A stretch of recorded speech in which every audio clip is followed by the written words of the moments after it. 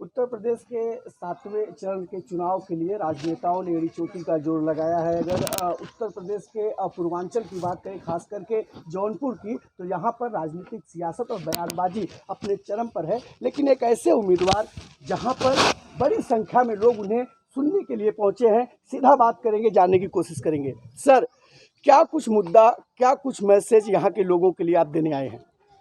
देखिए, भारतीय जनता पार्टी की जब से सरकार बनी है केंद्र और प्रदेश में, वो दोनों कामों की उपलब्धियों की हम लोग चर्चा कर रहे हैं और जनता से भारतीय जनता पार्टी के पक्ष में मतदान करने की अपील कर रहे हैं और बहुत अपार समर्थन लोगों का मिल रहा है, क्योंकि हमारे देश की जनता, प्रदेश की जनता मोदी जी, योगी जी पर अटूट विश्वास व्यक्त कर रही है।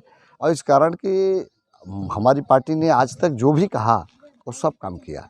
कोई ऐसा काम नहीं है कि हमने ये कहा हो, हमारी पार्टी ने कहा हो, नहीं हुआ हो। जिस तरीके से अगर विकास कार्यों की बात करें, चाहे एजुकेशन की बात करें, हेल्थ की बात करें, बीजेपी सरकार में प्रधानमंत्री नरेंद्र मोदी या योगी जी, यहाँ की जो समस्याएं हैं, क्या कुछ ऐसा काम बचा हुआ है? यहाँ की जनता के लिए क्या कुछ ऐसी चीज़ें हैं जो अगर आप जीत के आते हैं तो प्रथम प्राथमिकता देंगे? देखिए, यहाँ की एक सबसे बड़ी समस्या है, मैं अगली बार भी चाहता था उस समस्या का समाधान करना, लेकिन चूँकि कोविड-19 की लहर जो प्रारंभ हो गई, उस कारण से नहीं होगा।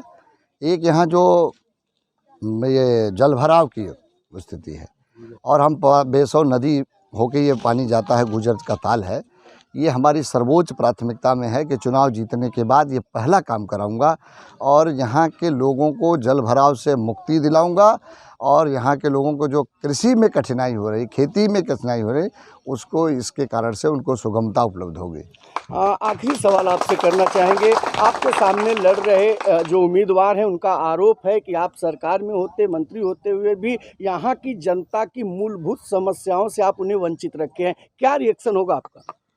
देखिए, जो लोग इस बात को कह रहे हैं, यहाँ एक विधायक थे 2012 से 17 तक, नदीम जावेद साहब।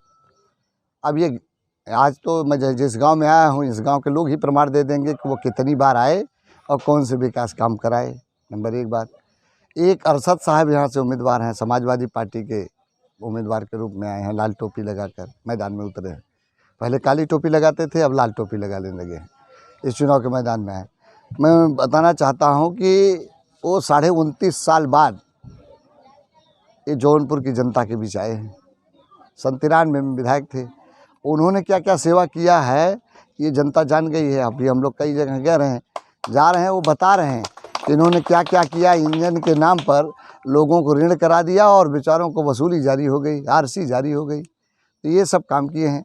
और नदीम जावेद साहब के एमएलए रहते और समाजवादी पार्टी की सरकार रहते, जौनपुर ज़िले के जौनपुर की साहेगंज की रोड एकदम जर्जर थी, जौनपुर से मल्हनी होते खुटहन की जर्जर थी, खेता सराय से तिघरा की रोड जर्जर थी, गुरैनी की सोंगर की रोड जर्जर थी।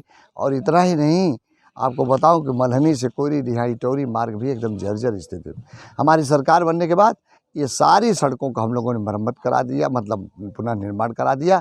और उसके साथ साथ आपको मैं बताना चाहता हूँ कि हम लोगों ने ये जो जौनपुर से साहेगंज सड़क जाती है, ये अम्बेडकर नगर होकर जाएगी। इसको माननीय नितिन गडकरी, हमारे भारत सरकार के मंत्री जी आए थे, जिसको 4 लेन बनाने की घोषणा कर दिया है। तो ये आप समझते, विकास के जितने काम कराया है हमने इस विधानसभा क्षेत्र में, अब मैं कह सकता हूं कि जो 40-50 सालों में नहीं हुआ, वो हमने 5 सालों के अंदर में करके दिखाया है।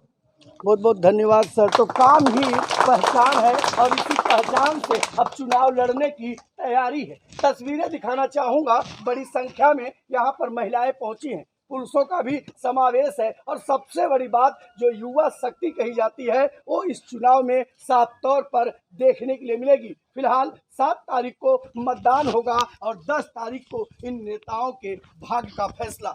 उत्तर प्रदेश से भारत समाचार के लिए मुरारी सिंह।